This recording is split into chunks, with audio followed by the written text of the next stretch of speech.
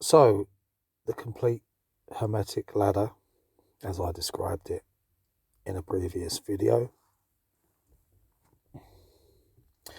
using the analogy of the seed that falls from heaven through all the various spheres, it impacts within the earth first, but it buries itself deep within the underworld. And then the plant grows back up, and each leaf or branch, if we use the analogy of a tree, it's the same difference really. Each branch corresponds to a particular sphere, a visit or a link to the archetype.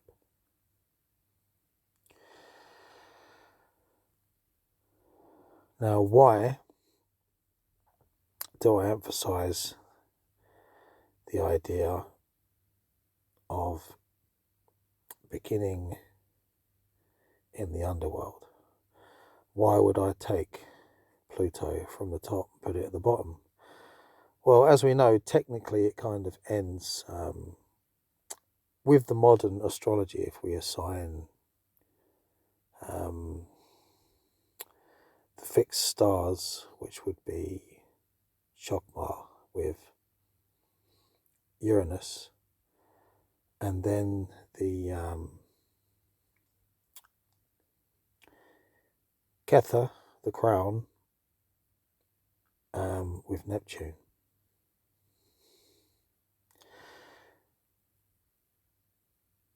Now, it's only logical that you would, if you begin with planets, if you wanted to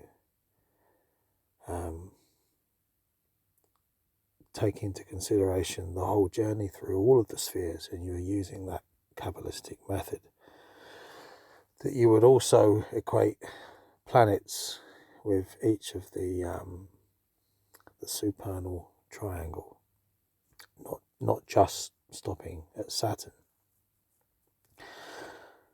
Now, it's funny because it kind of equates with the idea that Pluto has been dethroned. It's a beautiful metaphor, really. It kind of really happened, but it's just a coincidence, perhaps. But you see, why would you begin with Pluto stroke Hades? Now, it was contemplating the death of Hades emblem book stroke contemplation deck by Martin Fawkes that really solidified this for me. Now, I'd been mulling over the idea of beginning with Earth, and I'd also in some previous drawings included the underworld, and it was a concept within my mind. But you see, there's something, not only if you related this to the Trithemian planetary magic, but the analogy fits with the meditative process. It's like before you can explore any concept, you have to visit the deep subconscious. This has to be, in a way, subdued or mastered. But there's also the notion that you can't know the world until you've lost it. So it kind of represents the process of the person that leaves the world. You know, the ascetic, the nomad, the forest dweller, that kind of thing. So as Pluto would have naturally been at the top, but isn't really required because we've already hit Kether and the planet has been dethroned, for it to come back down to the bottom fits this analogy. perfectly. And I know in my meditations and also in more developed areas of practice that I may come back to in future, I will be using this Hermetic ladder. So I present this as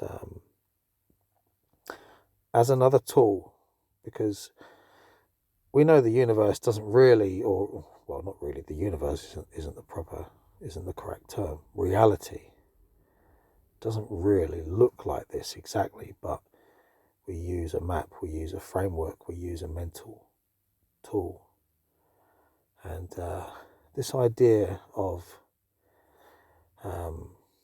going up to bring something back down, when it comes to the creation, it's more like something is coming down in order to grow back up, to leave the ladder, which we can later ascend. But this idea of the original divine spark, this very hermetic idea, being buried deep within the psyche, deep within the self, deep down within the subconscious, the very core essence of your being. This is lower than the earth sphere. This is in the depths of Hades. This idea is to be encountered. So it's partly due to a dream, partly due to just looking and thinking and, meditating on these principles. And it finally clicked into place after proceeding through the whole deck, each of the 14 cards of the Death of Hades, that this idea really solidified for me. And there it is. Thank you.